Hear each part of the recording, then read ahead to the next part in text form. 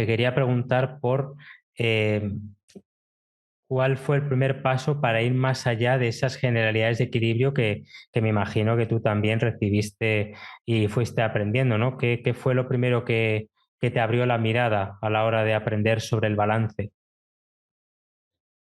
cuando estabas haciendo la tesis, quiero decir? Claro. Eh, bueno, uno, uno normalmente cuando está planteando una línea de investigación en balance y está en el laboratorio del balance reactivo, eh, la primera, la, el- la primera información o el primer dato que yo leo que me dice, bueno, acá podemos encontrar algo relacionado al tema del laboratorio, pero nuevo, es que leí un artículo donde planteaban que las caídas en el adulto mayor se daban normalmente en horas de la tarde Ajá. y que, y que, que había un alto componente, ellos intentaban, hipotetizaban que la fatiga podía ser un, un factor que potenciaba las caídas. Y después empecé a leer sobre fatiga y un poco dije, ya, voy a intentar buscar un paradigma donde se fatiguen los músculos y qué pasa con el balance cuando los músculos están completamente fatigados. Y luego que puedo hacer un paradigma experimental donde fatigar los músculos y entre esa búsqueda de la fatiga me encuentro con la fatiga cognitiva, con la fatiga mental. Y me encuentro con una revisión sistemática del impacto de la fatiga mental en la biomecánica de la locomoción.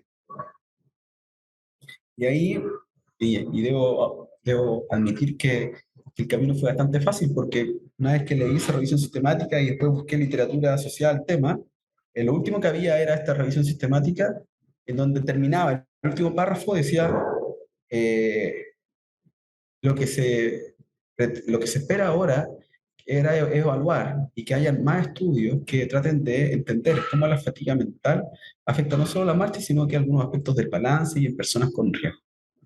Luego de esa la última frase de la revisión sistemática dije, y el paper había salido recién, y lo primero que se me viene a la cabeza es, obvio que estos autores están haciendo esto, ¿ah?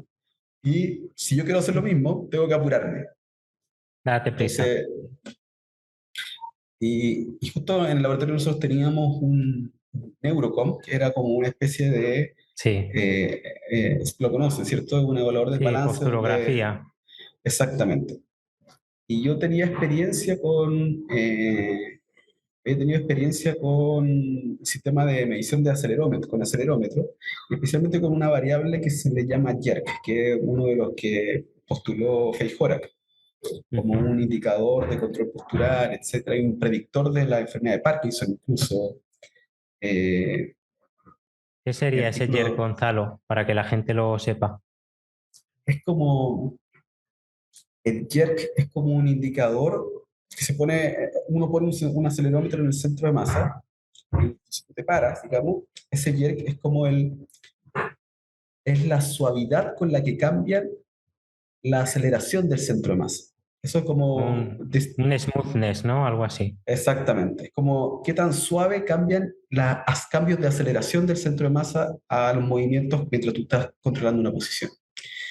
Y mientras más alto ese valor, significa que esa suavidad de los cambios de aceleración son más altos y eso implica que hay un menor control del balance. Entonces, se me ocurrió, y justo en el laboratorio habíamos comprado unos sistemas de acelerómetros que estaban recién ahí, entonces mi profesora, mi jefa, la doctora Tambivat, lo único que quería era usar los sensores en un paradigma, yo vengo con esta idea completamente nueva y dice, bueno, hagámoslo. Y hice ese trabajo de fatiga mental en personas con stroke y fatiga y personas adultos mayores y resultó bastante bien. Pudimos encontrar que el efecto de la fatiga mental, y ahí busqué un protocolo de fatiga mental, mis pobres pacientes, porque estaban una hora haciendo una tarea muy Una hora, lo leí, monótona. ¿eh? Una hora Sí, con el no, Stroop, ¿no?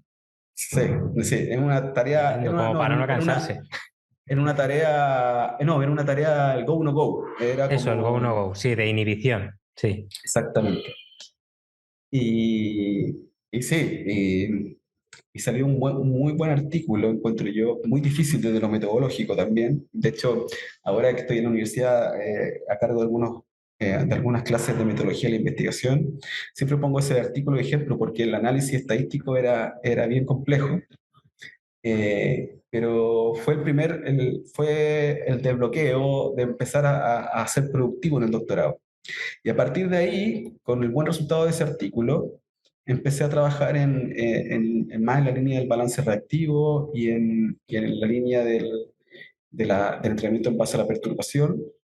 Y este entrenamiento en base a la perturbación, que es básicamente inducir las caídas, es un entrenamiento que si tú lo miras como con el título de volviendo a la neurorehabilitación, Ujú. es un entrenamiento súper orientado a la tarea.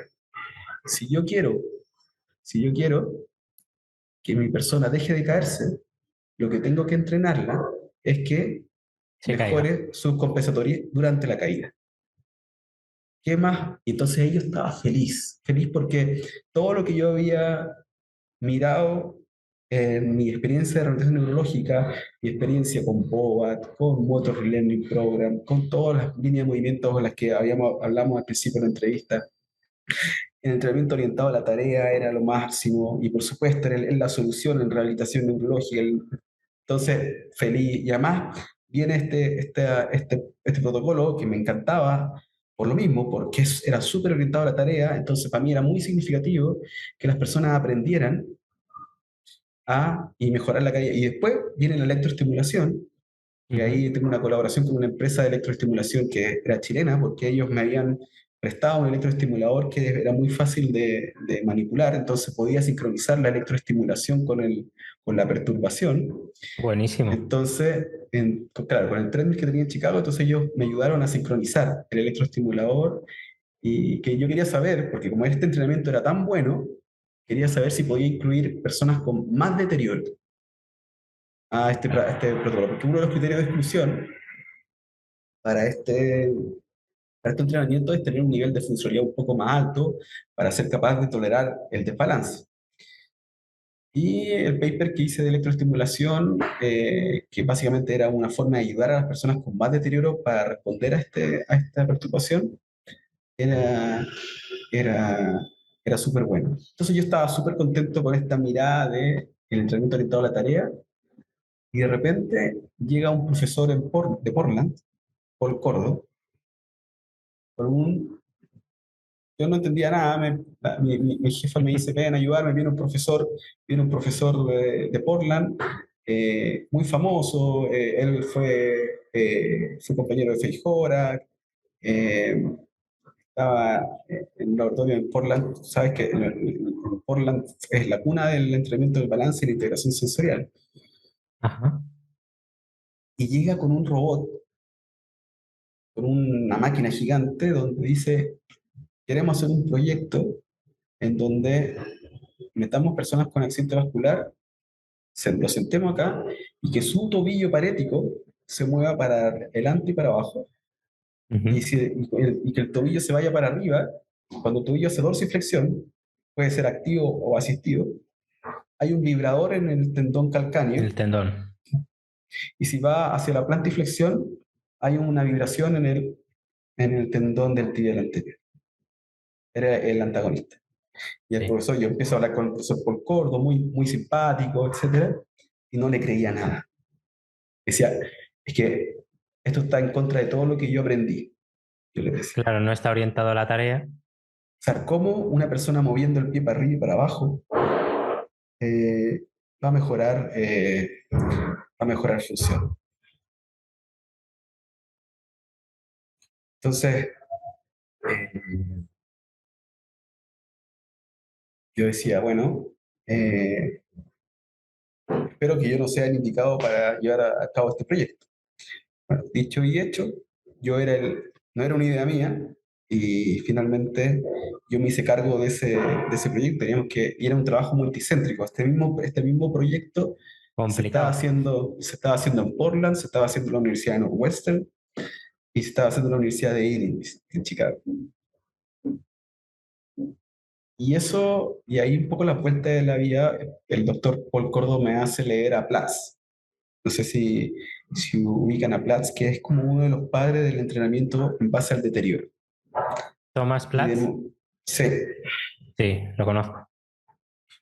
y leyendo toda la bibliografía que él plantea, se me abre de nuevo otro mundo de decir, bueno, parece que el entrenamiento orientado a la tarea no era no era lo único que había.